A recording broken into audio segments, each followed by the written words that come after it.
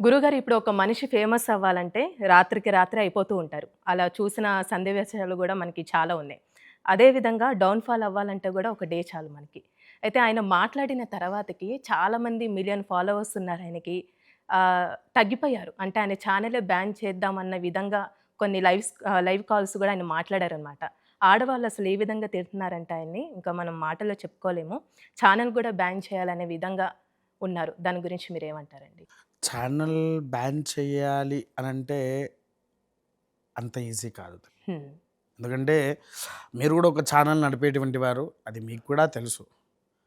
ఒక channel ban అవ్వాలంటే దాని మీద రిపోర్ట్స్ రావాలి. అవునా?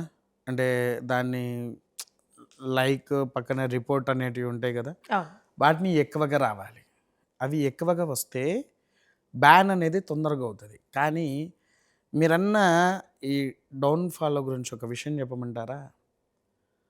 సడన్‌గా మనందరం రాత్రి పూట నిద్రపోతున్నాము.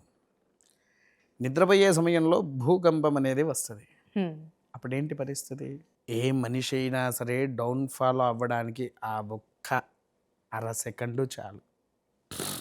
అవునా? ఒక్క రోజుతో అవసరం లేదు. అవును. ఒక మనిషి పతనాన్ని కోరుకునేవాడు ఒక అర నిమిషంలో అయిపోతది. హ్మ్. మన శరీరానికి ప్రాణమే శాశ్వతం కాదు. ఛానల్ ఎక్కడ శాశ్వతంగా ఉంటున్నాయి? ఎంతోమంది ఇప్పుడు అన్వేషణే వ్యక్తి అనే కాకుండా ఎంతోమంది ఎన్నో రకాలుగా ఎన్నో ఛానల్స్ పెట్టుకున్నారు. కొన్ని కొలాప్స్ అయిపోయినాయి.